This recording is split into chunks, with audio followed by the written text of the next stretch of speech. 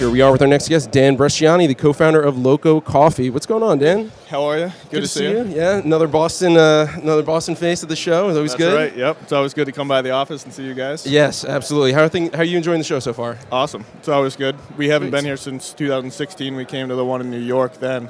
So the weather's a little nicer here. Yeah, can't complain when you got this in the background. So now, Loco Coffee is a company, but that doesn't really do justice just calling it another coffee company. You guys have a pretty unique proposition. You want to explain to the people watching just sort of what you guys are and the brand philosophy? Sure. So what we do to our coffee to differentiate, like Todd Carmichael just said, you can't just be another coffee in the category. You're not going to make it. So we add coconut water to our product.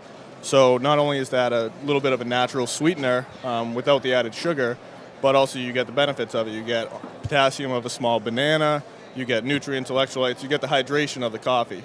So it's almost, we don't want to call it like a sports drink coffee, but healthy, active lifestyle people, it's more of a cleaner, beneficial coffee.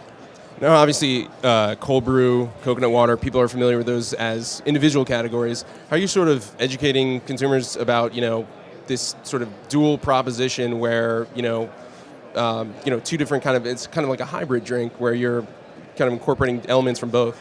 Right, so it's actually good because they're two really fast-growing categories. One of the issues we've found actually is people are scared. If they don't like coconut water, they won't try it. But it really doesn't taste like coconut water. It's a coffee. And that's how we've kind of evolved. When we first started, we didn't know what we were exactly. We just kind of were like half coffee, half coconut water. People didn't know if we were a juice or what we were. So we did a little rebranding in April. And we made it clear that we're a coffee first. We want to be a cold brew coffee. We want to be with the coffees in the fridge. We just add the coconut water to the coffee, as opposed to being, a coconut water with cold brew in it.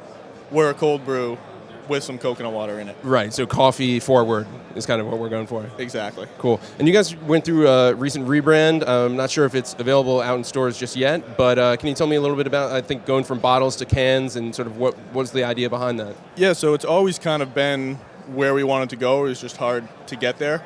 We are in 10-ounce PET bottles right now, but we kind of just made the transition to 12-ounce slim cans. It looks pretty different. It's going to be shelf stable, 12-month shelf life.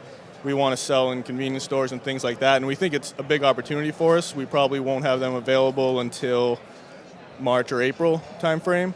But yeah, we have some pretty big plans for those, so that'll be good. It won't have to stay refrigerated like our bottles now. That's a bit of a hassle. We only have a 75-day shelf life on our bottles right now, so the cans will be a lot more scalable for us. Yeah, absolutely. Now, I've been talking with some other attendees here, and even before, just in doing reporting, you started this company pretty recently after you graduated from college. Excuse me, I remember.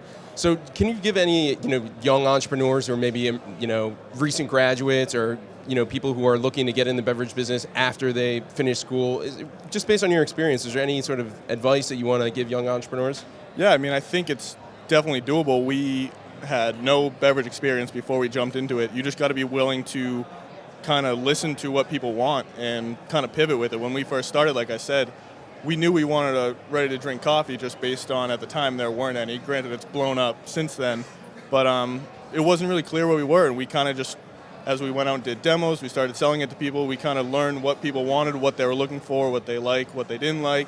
And you just kind of follow that, and you just got to be persistent because it's, as we've learned, it doesn't happen overnight. It's going to be a roller coaster. You're going to have up and downs, but as long as you just keep going, you're going to keep growing. Yeah, that's so interesting. The mental part of keeping going and keeping focused as an entrepreneur is such a huge element of it. Yeah. Is there anything that you do personally that just helps you with that sort of coping with that mentally and keeping that focus as you continue on? No, we just got to keep. We have a long-term dream. We have a vision for where we want the product to be. And so, there's some days where you're just like, oh, this stinks, you don't want to do this. But then there's other days where, really good things happen and you're, really excited about it. So it's a little different than, being the entrepreneur is quite different than a normal 9-to-5 job, whereas you don't have maybe the downs, but you don't have the ups either. So you got to be able to deal with those, I guess. Absolutely. Well, hey, man, thank you so much for joining us on the Livestream Lounge. Yeah, I'm glad you're enjoying the show, and hopefully we'll catch up again soon. All right. We're going to keep things moving here with our next guest.